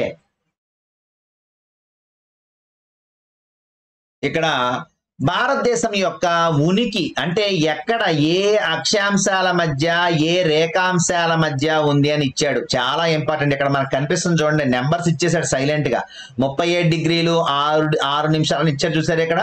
అంటే ఇలా ఇవ్వడం వల్ల అర్థం ఏంటి, ఇది కూడా బిట్టే. రేపొద్దున బిట్ ఇచ్చిన తర్వాత టెక్స్ట్ బుక్ లో ఉంది అనో మాటతో దులిపేసుకుంటాడు అనమాట. కాబట్టి మనమే ప్రతి ఒక్క దాన్ని వెతుక్కొని రాసుకోవాలి. సో భారతదేశం యొక్క మరి ఉనికిని తీసుకుంటే ఎక్కడ ఏ అక్షాంశాల మధ్య ఉంది అంటే 84376. ఈ నెంబర్ని గుర్తుపెట్టుకుంటే మీకు అక్షాంశాలు గుర్తొస్తాయి. 8 డిగ్రీల 4 నిమిషాల ఉత్తర అక్షాంశం నుంచి 37 డిగ్రీల 6 నిమిషాల ఉత్తర అక్షాంశం మధ్య విస్తరించి ఉంది. అలాగే మరి రేఖాంశాలు చూసుకుంటే, రేఖాంశాలు అంటే ఏవి, ఇటుపక్క నుంచి అంటే ఇక్కడ నుంచి ఉన్నటువంటి రేఖాంశాలు ఈ చివరి వరకు రేఖాంశాలు. అక్షాంశాలు అంటేనేమో ఇక్కడ కిలిక్ దావన్ పాస్ నుంచి కింద మనం ఇందిరా పాయింట్, పిగ్మోలియన్ పాయింట్ చెప్పుకున్నాం కదా, అక్కడ వరకు. ఓకేనా. సో అక్షాంశాలు వచ్చేసరికి 84376. అలాగే రేఖాంశాలు వచ్చేసరికి 68 డిగ్రీల 7 నిమిషాల నుంచి 97 డిగ్రీల 25 నిమిషాల వరకు. అంటే సుమారు అక్షాంశాలు 30 ఉన్నాయి, రేఖాంశాలు 30 ఉన్నాయి అన్నమాట. మనకి ఈ 30 రేఖాంశాలు అక్షాంశాల మధ్యలో మరి భారతదేశం అనేటువంటిది ఉండటం జరిగింది. అలాగే అతిపెద్ద రాష్ట్రం ఏది భారతదేశంలో అంటే రాజస్థాన్. అతి చిన్న రాష్ట్రం ఏది అంటే గోవా. ఇక మరి మన భారతదేశం ప్రపంచ దేశాలతో పోలిస్తే 7వ స్థానంలో ఉంది. భారతదేశం విస్తీర్ణంలో ఏ స్థానంలో ఉంది అంటే 7వ స్థానంలో ఉంది. మొదటి స్థానాన్ని స్థానాన్ని పొందింది రష్యా, రెండవ స్థానం కెనడా, మూడవ స్థానం అమెరికా, నాలుగవ స్థానం చైనా, ఐదవ స్థానం బ్రెజిల్, ఆరవ స్థానం ఆస్ట్రేలియా, ఏడవ స్థానం ఇండియా. సో విస్తీర్ణంలో అతి పెద్ద దేశం ఏది అంటే రష్యా. ఓకేనా. మరి విస్తీర్ణంలో అతి చిన్న దేశం ఏది అంటే వాటికన్ సిటీ. ఓకేనా. మరి మన భారతదేశ స్థానం ఎంత అంటే 7వ స్థానం.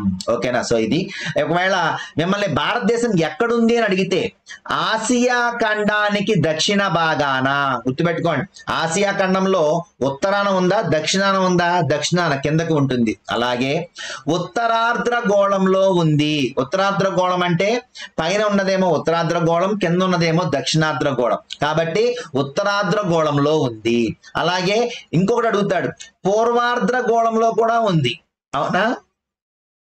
ఏంటి పూర్వార్ధగోళం అంటే? ఇప్పుడు అక్షాంశాల పరంగా చూసుకుంటేనేమో పైన ఉంది. అవునా? కాబట్టి ఉత్తరార్ధగోళం అన్నాం. మరి రేఖాంశాల పరంగా అంటే నిలువుగా చూసుకుని మధ్యలో 180 డిగ్రీల గ్రీనిచ్ రేఖాంశాన్ని బట్టి చూసుకుంటే ఇటుపక్క ఏమో పశ్చిమార్ధగోళం, ఇటుపక్క పూర్వార్ధగోళం. మరి ఇండియా ఏ గోళంలో ఉంది? పూర్వార్ధగోళంలో ఉంది. కాబట్టి పై భాగం కింద భాగం చూసుకుంటే ఉత్తరార్ధగోళంలో, మరి ఇటుపక్క చూసుకుంటే పూర్వార్ధగోళంలో. ఎక్కడ ఉంది? ఆసియా ఖండానికి దక్షిణ భాగాన భారతదేశం అనేటువంటిది ఉన్నది అనేటువంటిది గుర్తుపెట్టుకోండి. ఓకేనా. ఎక్కడ కన్ఫ్యూజ్ కావద్దు. అలాగే ఇందులో రాష్ట్రాలు, రాజధానులు కూడా ఇచ్చాడు, కాబట్టి ఇవన్నీ చాలా జాగ్రత్తగా చదువుకోండి. మరి భారతదేశం చుట్టుపక్కల ఉన్నటువంటి దేశాలు, ఏ దేశాలతో ఏ రాష్ట్రం బార్డర్ కలిగి ఉందనేటువంటిది కూడా ఇవ్వడం జరిగింది. సో ఇవన్నీ కూడా చూసుకోండి. చెప్పాను కదా, సుమారు 100 బిట్ల వరకు ఈ పటంలోనే ఉన్నాయి. ఓకేనా. సో జాగ్రత్తగా 1-2 సార్లు దీన్ని స్టడీ చేయండి. ఓకేనా. నెక్స్ట్ చూసుకుందాం. పొరుగు దేశం సరిహద్దులను పంచుకునే రాష్ట్రాలు. సో ఇక్కడ మనకి పొరుగు దేశం సరిహద్దులను పంచుకునే రాష్ట్రాలు అంటే ఒక చిన్న బాక్స్ వదిలేశారు. అయితే నేను ఇది రాయకపోతే ఇందులో కూడా సుమారు 50 బిట్ల వరకు వచ్చినాయి. సో ఇవన్నీ కూడా మీకు నేను ఇప్పుడు ఎక్స్ప్లెయిన్ చేస్తాను. ఓకేనా. భారతదేశం మొత్తంగా ఎన్ని దేశాలతో సరిహద్దుని కలిగి ఉంది? First bit. ఇక్కడ మనకి ఎన్ని బాక్సులు ఇచ్చారు? 1, 2, 3, 4, 5, 6 ఇచ్చారు. కానీ యాక్చువల్ గా ఎన్ని దేశాలతో భారతదేశం సరిహద్దును కలిగి ఉంది అంటే 7 దేశాలతో. ఎన్ని దేశాలతో అండి? 7 పొరుగు దేశాలతో మన భారతదేశం సరిహద్దును కలిగి ఉంది. అందులో అత్యంత తక్కువగా ఏ దేశం సరిహద్దును కలిగి ఉంది అంటే ఆఫ్ఘనిస్తాన్. అత్యంత ఎక్కువగా ఏ దేశం సరిహద్దు కలిగి ఉంది అంటే బంగ్లాదేశ్. మరి బంగ్లాదేశ్ తర్వాత ఎవరున్నారు సెకండ్ ప్లేస్ లో అంటే పాకిస్తాన్. ఓకేనా. గుర్తుపెట్టుకోండి, మనకి ఇక్కడ అతి తక్కువ సరిహద్దును కలిగి ఉన్న దేశం ఆఫ్ఘనిస్తాన్, అత్యంత ఎక్కువ సరిహద్దును కలిగి ఉన్న దేశం బంగ్లాదేశ్, మరి సెకండ్ ప్లేస్ లో ఎవరున్నారు అంటే పాకిస్తాన్. మరి ఈ 3 పోగా అసలు ఏ రాష్ట్రాలతో ఇవి సరిహద్దును పంచుకున్నాయని చూసుకుంటే ఆఫ్ఘనిస్తాన్ జమ్మూ కాశ్మీర్ తో మాత్రమే బోర్డర్ ని పంచుకుంది. ఓకేనా. కాబట్టి అందుకే అత్యంత తక్కువ సరిహద్దును కలిగి ఉన్నటువంటి దేశం ఒక ఆఫ్ఘనిస్తాన్ మాత్రమే. ఓకేనా. తర్వాత పాకిస్తాన్ జమ్మూ కాశ్మీర్ తో ఉంది, రాజస్థాన్ తో ఉంది, గుజరాత్ తో ఉంది. అంటే 3 రాష్ట్రాలతో సరిహద్దును కలిగి ఉంది. ఎక్కువగా ఏ రాష్ట్రంతో కలిగి ఉంది? జమ్మూ అండ్ కాశ్మీర్ తో కలిగి ఉంది. అలాగే చైనా వచ్చేసరికి జమ్మూ కాశ్మీర్, అరుణాచల్ ప్రదేశ్, హిమాచల్ ప్రదేశ్, ఉత్తరాఖండ్, సిక్కిం ఈ రాష్ట్రాలతో మరి అది సరిహద్దును కలిగి ఉంది. అయితే ఎక్కువగా దేంతో కలిగి ఉంది అంటే జమ్మూ కాశ్మీర్ తోనే కలిగి ఉంది. ఇక నేపాల్ వచ్చేసరికి ఉత్తరాఖండ్, ఉత్తరప్రదేశ్, బీహార్, పశ్చిమ బెంగాల్, సిక్కింతో కలిగి ఉంది. ఎక్కువగా దేంతో కలిగి ఉంది సరిహద్దు అంటే ఉత్తరప్రదేశ్ తో. భూటాన్ అరుణాచల్ ప్రదేశ్ తో, అస్సాంతో, పశ్చిమ బెంగాల్ తో, సిక్కింతో బోర్డర్ ని కలిగి ఉంది. ఎక్కువగా భూటాన్ దేశం ఏ రాష్ట్రంతో మరి సరిహద్దును కలిగి ఉంది అంటే అస్సాంతో. ఓకేనా. అలాగే మయన్మార్ అరుణాచల్ ప్రదేశ్, నాగాలాండ్, మణిపూర్, మిజోరాంతో కలిగి ఉంది. మరి మయన్మార్ ఎక్కువగా ఏ రాష్ట్రంతో సరిహద్దును కలిగి ఉంది? అరుణాచల్ ప్రదేశ్ తో. ఇక బంగ్లాదేశ్ చూసుకుంటే పశ్చిమ బెంగాల్, మేఘాలయ, అస్సాం, త్రిపుర, మిజోరాంతో సరిహద్దును కలిగి ఉంది. ఎక్కువగా బంగ్లాదేశ్ ఏ రాష్ట్రంతో సరిహద్దును కలిగి ఉంది? పశ్చిమ బెంగాల్. సో చూడండి, ఇవన్నీ బిట్సే. కాబట్టి దీని ప్రకారం మనం చూసుకుంటే ఎక్కువ సరిహద్దు కలిగి ఉన్న రాష్ట్రం ఏది అని అడగచ్చు. ఇతర దేశాలతో ఎక్కువ సరిహద్దును కలిగి ఉన్నటువంటి రాష్ట్రం ఏది? జమ్మూ కాశ్మీర్. అలాగే మరి ఇతర దేశాలతో తక్కువ సరిహద్దును కలిగినటువంటి రాష్ట్రం ఏది? నాగాలాండ్. ఓన్లీ మయన్మార్ తో మాత్రమే ఉంటుంది, అది కూడా చాలా తక్కువ ఉంటుందన్నమాట. కాబట్టి మరి రాష్ట్రాలలో ఎక్కువ సరిహద్దును ఎక్కువ దేశాలతో పంచుకునేది ఏది అంటే జమ్మూ కాశ్మీర్. అలాగే తక్కువ సరిహద్దును తక్కువ దేశాలతో పంచుకునేది ఏది అంటే నాగాలాండ్. ఓన్లీ మయన్మార్ తో మాత్రమే పంచుకుంటుంది. చూడండి ఎన్ని బిట్స్ ఉన్నాయో ఇక్కడ. అలాగే భారతదేశం యొక్క విస్తీర్ణం ఎంత అంటే 3.28 మిలియన్ చదరపు కిలోమీటర్ల విస్తీర్ణంతో ప్రపంచంలోనే 7వ అతిపెద్ద దేశంగా గుర్తించబడింది. మొత్తం భారతదేశంలో ఎన్ని రాష్ట్రాలు కేంద్రపాలిత ప్రాంతాలు ఉన్నాయి అనుకుంటే 28 రాష్ట్రాలు, 8 కేంద్రపాలిత ప్రాంతాలు. జమ్మూ కాశ్మీర్ మన రీసెంట్ గా మరి కేంద్రపాలిత ప్రాంతం కావడంతో అది కూడా మనకి దీనిలో కలవడం, అందువల్ల మనకి 28 రాష్ట్రాలు, 8 కేంద్రపాలిత ప్రాంతాలు అయ్యింది. అలాగే భారతదేశం ఎక్కడ ఉంది అంటే ఆసియా ఖండపు దక్షిణ భాగంలో అక్షాంశ రీత్యా ఎక్కడ ఉంది? 8 డిగ్రీల 4 నిమిషాల నుంచి 37 డిగ్రీల 6 నిమిషాల ఉత్తర అక్షాంశాల మధ్య, అలాగే రేఖాంశాల పరంగా చూసుకుంటే 68 డిగ్రీల 7 నిమిషాల నుంచి 97 డిగ్రీల 25 నిమిషాల తూర్పు రేఖాంశాల మధ్య విస్తరించి ఉంది. కర్కట రేఖ భారతదేశం మధ్య గుండా పోతుంది, 8 రాష్ట్రాల గుండా. ఓకేనా? సో ఇది ఇక్కడ ఇంపార్టెంట్ బిట్స్ అన్నమాట. ఓకేనా? నెక్స్ట్ చూసుకోండి. మరి గ్రిడ్ అంటే ఏంటి? అక్షాంశ రేఖాంశాలతో ఏర్పడినటువంటి గడుల వంటి అమరికను గ్రిడ్ అంటాం. చెప్పుకున్నాం కదా, అక్షాంశము రేఖాంశం ఎప్పుడైతే ఈ రెండు కలుస్తాయో అక్కడ ఏర్పడినటువంటి చతుష్కోణ ఆకారాన్ని గ్రిడ్ అని పిలుస్తాం. గ్లోబ్ పై ఒక ప్రదేశం యొక్క ఉనికిని ఖచ్చితంగా తెలుసుకోవాలంటే గ్రిడ్ అవసరం. కాబట్టి మొదట అక్షాంశాలను తర్వాత రేఖాంశాలను చదవడం ద్వారా గ్రిడ్ లో ఉన్నటువంటి సమాచారాన్ని మనం పొందవచ్చు. ఓకేనా? నెక్స్ట్ చూసుకుంటే మరి రాష్ట్రాలు, వాటి యొక్క రాజధానులు, వాటి యొక్క భౌగోళిక స్వరూపం, ఎక్కడెక్కడ ఏమేమి ఉన్నాయి అనేటువంటిది, అలాగే ఏ ఏ దేశాలతో సరిహద్దులు ఉన్నాయి, మరి సరిహద్దు యొక్క రేఖలు, మరి ఇలాంటివన్నీ చెప్పేది మనం పొలిటికల్ మ్యాప్ లేక రాజకీయ పటం అనుకుంటే, మరి రెండో పటంగా మనకేమిచ్చారు అంటే ఫిజికల్ మ్యాప్ లేక భౌతిక పటం. ఏంటి ఫిజికల్ మ్యాప్ లేక భౌతిక పటం అంటే పర్వతాలు కావచ్చు, కొండలు కావచ్చు, పీఠభూములు కావచ్చు, మైదానాలు కావచ్చు, నదులు కావచ్చు, ఎడారులు కావచ్చు, సరస్సులు కావచ్చు, మెట్ట భూములు కావచ్చు, బంజరు భూములు కావచ్చు, ఎనీథింగ్ ఏదైనా సరే మనం గనక వాటికి సంబంధించిన పటాన్ని మనం చూపిస్తే దాన్ని మనం ఇక్కడ భౌతిక పటము లేక ఫిజికల్ మ్యాప్ అంటాము. ఓకేనా? సో రెండో పటం ఏంటండి? ఫిజికల్ మ్యాప్ అంటే అక్కడ దాని యొక్క భౌతిక స్వరూపాన్ని గురించి వివరించేది. సో ఇక్కడ మనం చూసుకుంటే దీంట్లో కూడా కొన్ని వందలాది బిట్లు ఉన్నాయి. సో టెక్స్ట్ బుక్ చూసుకుంటారు కాబట్టి జాగ్రత్తగా మీరు అబ్జర్వ్ చేయండి. ఇక్కడ మనం చూసుకుంటే భారతదేశంలో మనకి ఇక్కడ భూ పరివేష్టిత ప్రాంతాలు ఎన్ని ఉన్నాయి? భూ పరివేష్టిత ప్రాంతము అంటే ల్యాండ్ లాక్డ్ స్టేట్స్ అంటాం. అంటే చుట్టూ భూమి మాత్రమే ఉండాలి, ఎక్కడ నీరు అనేటువంటిది తగలకూడదు.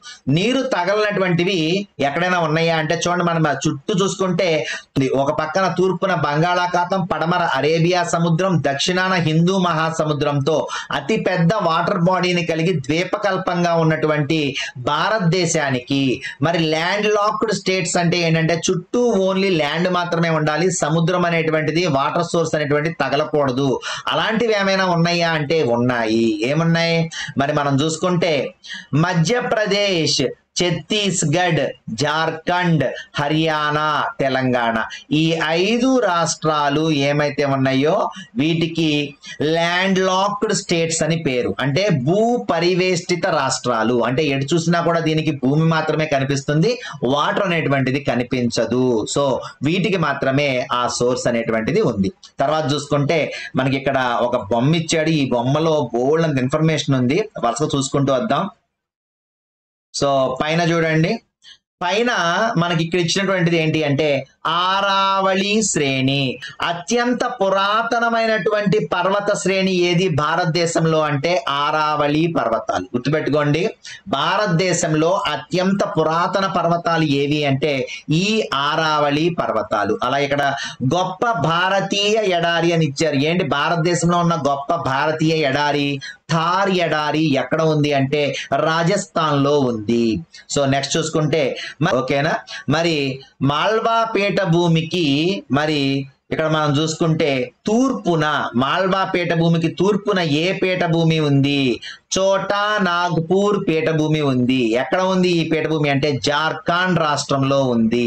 ఓకేనా, సో అంటే ఇక్కడ మీకు ఓన్లీ పేర్లు మాత్రమే ఇచ్చారు.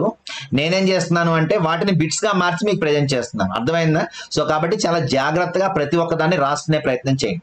ఇక్కడ మీకు ఏమని ఇచ్చారు? గొప్ప భారతీయ ఎడారి అన్నాడు అంతే, అంతేగాని థార్ ఎడారి అది రాజస్థాన్ లో ఉంటుందని చెప్పలా, కానీ నేను చెప్తున్నాను. కాబట్టి మీరు ఇక్కడ ఉన్నటువంటి ప్రతి ఒక్కదాన్ని బిట్ గా నోట్ చేసుకునే పరిస్థితిలో మీరు ఉండాలి. ఓకేనా, సో ఇక్కడ గొప్ప భారతీయ ఎడారి ఏంటి అంటే థార్ ఎడారి రాజస్థాన్ లో ఉంది.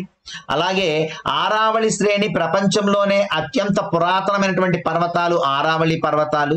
మరి మాల్వా పీఠభూమికి తూర్పున ఏ పీఠభూమి ఉంది అంటే చోటా నాగ్పూర్ పీఠభూమి ఉంది. ఇది జార్ఖండ్ లో ఉంది. అలాగే మరి భారతదేశాన్ని ఉత్తర భారతదేశం దక్షిణ భారతదేశంగా విభజిస్తున్నటువంటి పర్వతాలు ఏవి అంటే వింధ్యా సాత్పురా పర్వతాలు. గుర్తుపెట్టుకోండి, వింధ్యా సాత్పురా పర్వతాలు. ఓకేనా, అలాగే నర్మదా తపతి. ఇక్కడ మనకి మిగిలిన నదులు అన్ని చూడండి, గోదావరి, మహానది, ఇటు పక్క ఇవన్నీ ఇచ్చాడు. ఇక్కడ కావేరి, పెన్నా నది, కృష్ణా నది ఇవన్నీ క్రింద భాగంలో ఉన్నాయి. పైన చూసుకుంటే బ్రహ్మపుత్ర నది ఉంది. ఇవన్నీ కూడా గంగా, బ్రహ్మపుత్ర, యమున ఇవన్నీ హిమాలయాల్లోంచి వచ్చి మరి బంగాళాఖాతంలో కలుస్తాయి. కానీ ఇక్కడ నర్మదా తపతి నదులు ఏమైతే ఉన్నాయో ఈ రెండు అరేబియా సముద్రంలో కలుస్తున్నాయి. ఓకేనా, ఇది వీటి యొక్క స్పెషాలిటీ. మరి వింధ్యా సాత్పురా పర్వతాలు భారతదేశాన్ని ఉత్తర భారతదేశం దక్షిణ భారతదేశంగా విడగొడుతున్నాయి అన్నమాట. ఓకేనా, ఇక ఇటు పక్క చూసుకుంటే పశ్చిమ కనుమలు అంటే పడమర వైపు ఇవన్నీ కూడా పశ్చిమ కనుమలు. తూర్పు వైపున ఉన్నటువంటి ఈ పర్వతాలన్నీ కూడా ఈ కనుమలన్నీ ఈ కొండలన్నీ కూడా తూర్పు కనుమలు. గుర్తుపెట్టుకోండి, తూర్పు వైపున ఉన్నటువంటి ఈ కనుమలు పడమర ఉన్నటువంటి ఈ కనుమలు ఎక్కడ కలుస్తాయి అంటే నీలగిరిలో కలుస్తాయి. ఎక్కడ కలుస్తాయండి? నీలగిరిలో కలుస్తాయి. ఇక్కడ చూడండి నీలగిరి అని కనిపిస్తుందా? ఇది నీలగిరిలో కలుస్తాయి. అలాగే మరి దక్షిణ భారతదేశంలో అతిపెద్ద శిఖరం ఏది అంటే అన్నామలై. ఇక్కడ చూడండి అన్నామలై అనేటువంటి పర్వత శ్రేణి ఉంది. దీనిలో ఉన్నటువంటి అనైముడి అనేటువంటి ఒక శిఖరమే దక్షిణ భారతదేశంలో అత్యంత పెద్ద శిఖరం. ఓకేనా, ఏంటి నీలగిరి కొండల్లో ఉన్నటువంటి అన్నామలై పర్వతాలలో లేక కొండలలో ఉన్నటువంటి అనైముడి అనేటువంటి శిఖరమే దక్షిణ భారతదేశంలో అతి పెద్ద శిఖరం. ఓకే, దక్షిణ భారతదేశంలో అతిపెద్ద శిఖరం.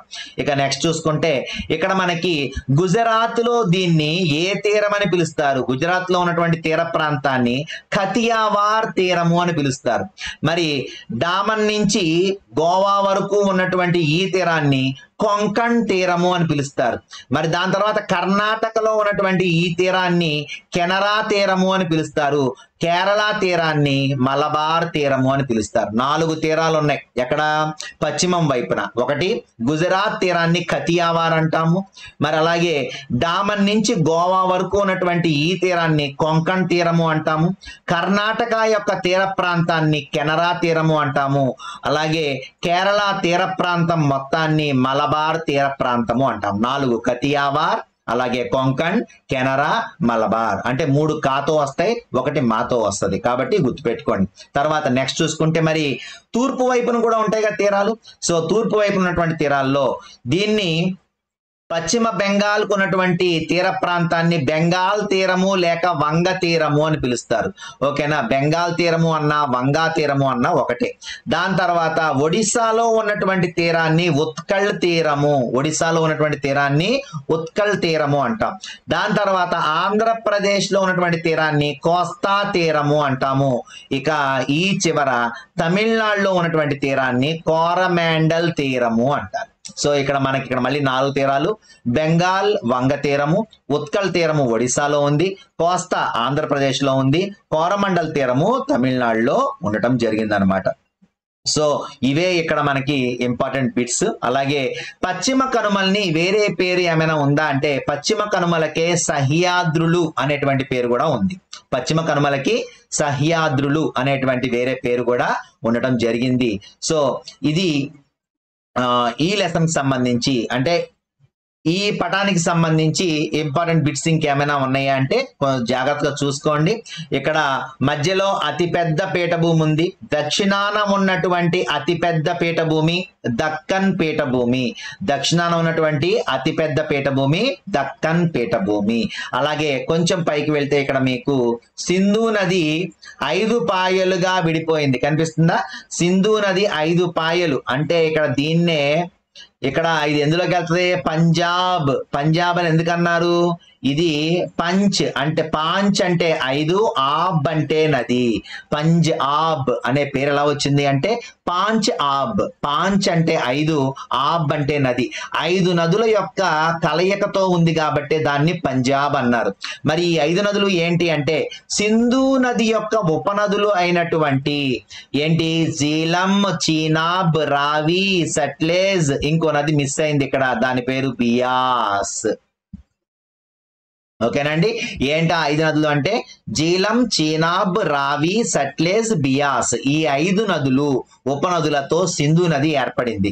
కాబట్టి ఈ 5 నదులు ప్రవహించిన భూమి కాబట్టి పాంచ్ ఆబ్ అంటే పాంచ్ అంటే 5, ఆబ్ అంటే నది కాబట్టి దాని పేరు పంజాబ్ అయింది. ఓకేనా? సో ఇది ఈ బొమ్మకు సంబంధించి ఇంపార్టెంట్ బిట్లు. ఒకసారి ఈ బొమ్మని చాలా జాగ్రత్తగా చూసుకోండి.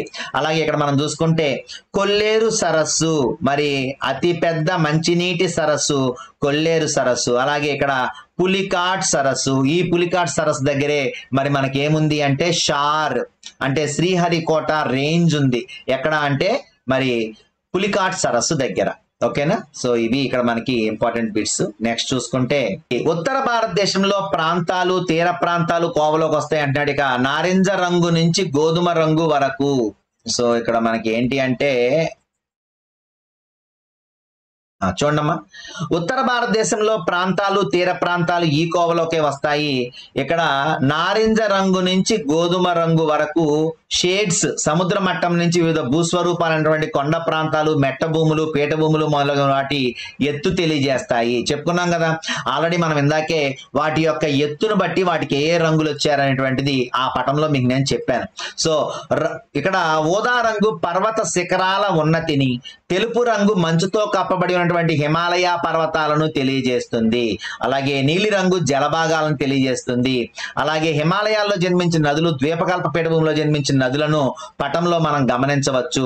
సాంప్రదాయక చిహ్నాలు ఉపయోగించి నదులు, పర్వత శ్రేణులు, శిఖరాలు, సరస్సులు మొదలైన వాటిని పటంలో గుర్తించవచ్చు అని చెప్తున్నాడు. అంటే మనం బొమ్మని ఎలా మనం ఐడెంటిఫై చేయొచ్చు అనేటువంటివి ఇక్కడ చెప్పారు. అంతకంటే ఇందులో ఇంపార్టెంట్ ఏమీ లేదు.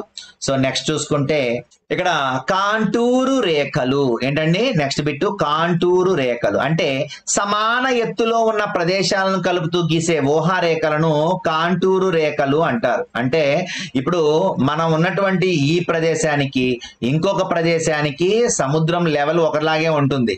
కానీ మరి అక్కడి నుంచి ఇదేమో మైదానం ఇంతెత్తే ఉంది, కానీ ఇక్కడ బాగా ఎత్తులో ఉండొచ్చు మైదానం. దాని తర్వాత పీఠభూమి ప్రాంతం వస్తుంది, దాని తర్వాత కొండలు వస్తాయి, దాని తర్వాత పర్వతాలు వస్తాయి. ఇలా ఒక ప్రాంతాన్ని ఇంకొక ప్రాంతానికి అంటే ఈ 2 ప్రాంతాలు ఒకే రకమైనటువంటి ఆల్టిట్యూడ్ లో ఉన్నాయా లేవా, ఒకే ఎత్తులో ఉన్నాయా లేవా. ఎందుకని?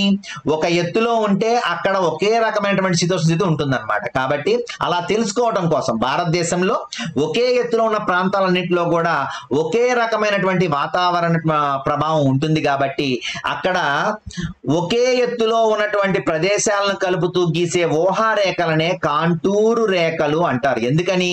ఒక ప్రదేశానికి సంబంధించినటువంటి భౌతిక స్వరూపాలని టోపోగ్రఫీ తెలుసుకోవడానికి ఉపయోగపడతాయి. టోపోగ్రఫీ అంటే ఏంటి? భూ ఉపరితల రూపాలు, వాటి లక్షణాల అధ్యయనాన్ని టోపోగ్రఫీ అంటాం. అంటే ఏంటి? మైదానాల్లో ఉన్నటువంటి ప్రదేశాల్లో అంతా కూడా ఒకే రకమైనటువంటి శీతోష్ణ స్థితి ఉంటుంది. అవునా?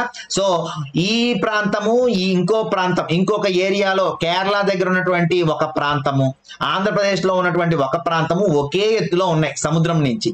సో ఆ 2 ప్రాంతాల్లో శీతోష్ణ స్థితి అనేటువంటిది ఒకే రకంగా ఉంటుందా ఉండదా? ఉంటుంది. కాబట్టి అలా అంచనా వేయడం కోసం కాబట్టి ఇక్కడ మనకి కాంటూర్ రేఖలు అంటే ఏంటి, సమాన ఎత్తులో ఉన్న ప్రదేశాలను కలుపుతూ గీసే రేఖలని కాంటూర్ రేఖలు అంటారు. ఎందుకని అంటే ఇవి ఆ ప్రదేశానికి సంబంధించినటువంటి భౌతిక స్వరూపాలను తెలుసుకోవడానికి మనకు ఉపయోగపడతాయి. ఎందువల్ల రెండు కాంటూర్ రేఖల మధ్య గల దూరం ఎత్తుల మధ్య వ్యత్యాసాన్ని తెలుపుతుంది. కాబట్టి కాంటూర్ రేఖలు దగ్గరగా ఉంటే ఆ ప్రదేశం యొక్క వాలు తక్కువగా ఉంటుంది, అంతే కదా. మరి కాంటూర్ రేఖలు రెండు ఏమైతే గీశారో ఆ రేఖలు రెండు దగ్గరగా ఉన్నాయి అంటే వాటి యొక్క వాలు చాలా తక్కువగా ఉంటుందని అర్థం. అలా కాకుండా కాంటూర్ రేఖల మధ్య దూరం చాలా ఎక్కువగా ఉంది అంటే అర్థం ఏంటి, వాలు బాగా ఉందని అర్థం, అంతే కదా. సో కాబట్టి ఆ రకంగా మనం ఆ ప్రదేశం యొక్క ఎత్తులను తెలుసుకోవచ్చు, అక్కడ ఉన్నటువంటి శీతోష్ణ ప్రభావాన్ని తెలుసుకోవచ్చు, వాతావరణ పరిస్థితులు కూడా అంచనా వేయవచ్చు. ఓకేనా. సో ఇది మనం ఇక్కడ దీని గురించి తెలుసుకోవడానికి. నెక్స్ట్ చూసుకుంటే మనం పొలిటికల్ మ్యాప్స్ ఒక దేశంతో ఇంకొక దేశానికి ఉన్నటువంటి సరిహద్దుల్ని ఆ ప్రాంతాన్ని మనకు చూపిస్తే, భౌతిక పటాలు అక్కడ ఉన్నటువంటి భౌగోళిక స్వరూపాలు లేక భౌతిక స్వరూపాల గురించి చెప్తే, విషయ నిర్దేశిత పటాలు ఏం చేస్తాయి అంటే స్పెసిఫిక్ గా ఒక పాయింట్ గురించే ఎక్స్ప్లెయిన్ చేస్తాయి. అంటే అందుకనే విషయ నిర్దేశిత అంటే ఒక విషయాన్ని మాత్రమే నిర్దేశించిన పటం. కాబట్టి ఇక్కడ మనకి ఏం చెప్పారు అంటే ఉదాహరణకి నేల పటం అన్నాడు అనుకోండి, భారతదేశంలో ఉన్నటువంటి ఏ ప్రాంతంలో ఎక్కడెక్కడ ఏ నేలలు ఉన్నాయో మాత్రమే చూపిస్తారు దాంట్లో. అలాగే జనాభా పటం తీసుకున్నాం అనుకోండి, భారతదేశంలో ఏ ప్రాంతంలో ఎక్కడెక్కడ జనాభా ఎక్కువ ఉంది తక్కువ ఉంది అనేది చూపిస్తారు. ఉదాహరణకి మనం కింద చూసుకుంటే రెండు పటాలు ఇచ్చారు, ఈ రెండు చూడండి మీకు అర్థమైపోద్ది. ఆంధ్రప్రదేశ్ మృత్తికలు అని ఇచ్చారు. ఇందాక మనం చెప్పుకున్నాం ఏమని, ప్యాటర్న్స్ గురించి చెప్పుకున్నాం. ఇవే ప్యాటర్న్స్ అంటే ఈ ప్యాటర్న్స్ బట్టే తీర ప్రాంత ఇసుక నేలలు అంటే ఈ అడ్డగీతలు ఎక్కడ ఉంటే అది మొత్తం కూడా అంటే ఇది ఇది ఇది ఇది ఇది ఇదంతా కూడా ఏంటి, తీర ప్రాంత ఇసుక నేలలు ఈ ప్రాంతాల్లో ఉన్నాయి అని మనకు తెలుస్తుంది. అలాగే ఇక్కడ ఇది ఉందనుకోండి, ఎర్ర నేలలు ఈ ప్రాంతంలో ఉన్నాయి, ఇది మొత్తం ఎర్ర నేలలు, ఇది మొత్తం ఎర్ర నేలలు మనకు తెలుస్తుంది అనమాట. అంటే ఒక స్పెసిఫిక్ గా ఒక కంటెంట్ అనేటువంటిది ఇక్కడ ఉంది, స్పెసిఫిక్ గా ఈ విషయం ఇక్కడ ఉంది అని చెప్పడం కోసం మనం ఇక్కడ విషయ నిర్దేశిత పటాలు వాడతాం. ఓకేనా. అంటే ఏంటి, నేలలు కావచ్చు, జనాభా కావచ్చు, శీతోష్ణ స్థితి కావచ్చు, మరి ఏదైనా సరే ఒక ఖనిజం గురించి తెలుసుకోవడానికి కావచ్చు, ఉష్ణోగ్రత తెలుసుకోవడానికి కావచ్చు, మనం స్పెసిఫిక్ గా ఒక ఐటెం గురించి నేర్చుకుంటే దాన్ని మనం విషయ నిర్దేశిత పటము అని పిలుస్తాం. అంటే అడవుల గురించి తెలిపే పటం ఉందనుకోండి, ఎక్కడ సప్తహరితారణ్యాలు ఉన్నాయి, ఎక్కడ మరి మడ అడవులు ఉన్నాయి, ఇలా మనం తెలుసుకోవచ్చు. అలాగే నేలల పటాలు తెలుసుకోవచ్చు, జనాభా పటాలు తెలుసుకోవచ్చు, శీతోష్ణ పటాలు తెలుసుకోవచ్చు. అంటే వీటి ద్వారా మనం ఏం తెలుసుకోవచ్చు, జనాభా యొక్క వివరాలు, ఖనిజాల యొక్క వివరాలు, వలసలు, ఇలాంటి గణాంకాలన్నీ తెలుసుకోవచ్చు. విషయ నిర్దేశిత పటాలు అంటే ఏంటి అంటే మనం పొలిటికల్ మ్యాప్స్ ద్వారా దాని యొక్క రాజకీయ స్థితి కనుక్కుంటే, అలాగే భౌతిక పటాల ద్వారా దాని యొక్క భౌతిక స్వరూపాన్ని తెలుసుకుంటే, విషయ నిర్దేశిత పటాల ద్వారా మనం ఏం తెలుసుకుంటాము అంటే ఒక స్పెసిఫిక్ విషయం ఎక్కడెక్కడ ఏ ప్రాంతంలో ఎలా ఉందో తెలుసుకుంటాం. ఉదాహరణకి ఇక్కడ మనకి ఆంధ్రప్రదేశ్ మృత్తికలు అనేటువంటిది ఇచ్చారు. అంటే ఆంధ్రప్రదేశ్ లో మృత్తికలు ఏ ప్రాంతంలో ఎలా ఉన్నాయి, అలాగే మనం ఇక్కడ ఏమైతే ప్యాటర్న్స్ ఉన్నాయో ఈ ప్యాటర్న్స్ ని అబ్జర్వ్ చేసుకుంటాం. దీని ప్రకారం ఆంధ్రప్రదేశ్ లో ఎక్కడెక్కడ ఏ నెలలు ఉన్నాయో తెలుసుకుంటాం. అలాగే భారతదేశ ఉష్ణోగ్రత పటం అనేటువంటి తీసుకుంటే దీంట్లో ఎక్కడ ఉష్ణోగ్రతలు సగటున ఎంతెంత నమోదవుతున్నాయి అనేటువంటి విషయాన్ని తెలుసుకుంటాం. అర్థమైంది. అంటే ఒక విషయం గురించి మాత్రమే తెలుసుకుంటే దాన్నే విషయ నిర్దేశిత పటము అని పిలుస్తాం. కాబట్టి అది అడవులు అయి ఉండొచ్చు, నేలలు అయి ఉండొచ్చు, జనాభా అయి ఉండొచ్చు, శీతోష్ణస్థితి అయి ఉండొచ్చు, లేదంటే ఖనిజాలు అయి ఉండొచ్చు, ఎనీథింగ్ ఏదైనా సరే ఒక విషయం గురించి మాత్రమే ఎక్స్ప్లెయిన్ చేస్తే దాన్నే విషయ నిర్దేశిత పటము అని పిలుస్తాం అన్నమాట. ఓకేనా. సో నెక్స్ట్ చూసుకుందాం.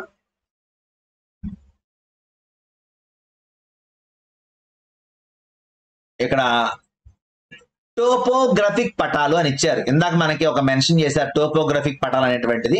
టోపోగ్రఫిక్ పటాలు అంటే ఏంటి అంటే ఒక స్పెసిఫిక్ కంటెంట్ ఏమైతే ఉందో ఆ కంటెంట్ ని మాత్రమే ప్రజెంట్ చేసేది. ఉదాహరణకి ఈ పటాలు భూ ఉన్నతి, భౌతిక స్వరూపము, వ్యవసాయ భూములు, నేలలు, నదులు, జనవాసాలు ఇలాంటి వివరాలన్నింటినీ మనకు చూపిస్తున్నాయి అంటే అయితే పటాల్లో మనకి మైదానాలు పీఠభూములు చూపించే ఏంటివి భౌతిక పటాలు. మరి టోపోగ్రఫిక్ పటాలు అంటే ఏంటి? దాని యొక్క వాతావరణానికి సంబంధించినవి లేదంటే శీతోష్ణకి సంబంధించినవి అయితే గనక అప్పుడు అంటే భూమి యొక్క ఉన్నతికి సంబంధించినవి, భౌతిక స్వరూపానికి, వ్యవసాయ భూములు, నేలలు, నదులు, జనవాసాలు ఇలాంటివన్నిటిని చూపిస్తే వాటిని టోపోగ్రఫిక్ అంట. ఇక్కడ కూడా మనకి ఏం చేస్తారు, సాంప్రదాయక చిహ్నాలు ఉపయోగించి సమగ్ర సమాచారం అందించేలాగా వీటిని రూపొందిస్తారు. అంటే ఒక పటం చూడగానే మనకి ఇది ఎంత ఎత్తులో ఉంది, ఎంత డౌన్ లో ఉంది, ఇక్కడ వ్యవసాయ భూములు ఏమున్నాయి, నేలలు, నదులు ఎలా ఉన్నాయి అని మనకు మొత్తం తెలిసిపోద్ది అనమాట. సో అలాంటి వాటిని టోపోగ్రఫిక్ పటాలు అని పిలుస్తారు. అలాగే 2011 మరి జనగణన ప్రకారం 2011లో చదరపు కిలోమీటర్ జనసాంద్రత కృష్ణా జిల్లాలో అత్యధికంగా ఉంది 518. మరి అత్యల్పంగా ఎక్కడ ఉంది అంటే వైఎస్ఆర్ కడపలో 188గా నమోదైందనే విషయం ఇక్కడ ఇచ్చారు. ఓకేనా? సో నెక్స్ట్ చూసుకుంటే చారిత్రక పటాలు. ఏంటంటే చారిత్రక పటాలు అంటే 3 చెప్పుకున్నాం, 4వది అనమాట ఇది. చారిత్రక పటాలు అంటే అర్థమైపోయింది, చరిత్ర గురించి తెలుపుకునేది అనమాట. అంటే ఏంటి, గడిచిపోయినటువంటి కాలం యొక్క వివరాలను చూపించే పటాలనే చారిత్రక పటాలు అని పిలుస్తారు. అంటే ఆ కాలంలో ఉన్నటువంటి ప్రదేశాలు, వాణిజ్య మార్గాలు, సామాజిక సంస్కృతిక సంబంధాలు ఇలాంటివన్నిటినీ కూడా మరి ఈ పటాలు మనకి తెలియజేస్తాయి. సో ఇక్కడ మనం చూసుకుంటే అశోకునికి సంబంధించినటువంటివి ఇక్కడ ఇచ్చారు. చూడండి ఒకసారి, ఇక్కడ అశోకునికి సంబంధించినవి ఇక్కడ మనకి ఏమిచ్చారు, ఒక పటం ఇచ్చారు. ఈ పటం ద్వారా మనం ఏం తెలుసుకోవచ్చు, ఓహో అశోకుని టైంలో ఇక్కడ మనకి మొత్తం భారతదేశంలో 14 బృహత్ శిలా శాసనాలు దొరికినాయి అశోకుని టైంలో వేయించినటువంటివి. బృహత్ శిలా శాసనం అంటేనేమో అతి పెద్ద శాసనం అనమాట, దాంట్లో మొత్తం మ్యాటర్ అంతా రాసి ఉంటుంది. అలాగే స్తంభ శాసనం అంటేనేమో స్తంభం మీద మరి ఒక శాసనం ఉంచుతారు, అలాగే ఆ స్తంభం పైన ఒక బొమ్మ పెడతారు.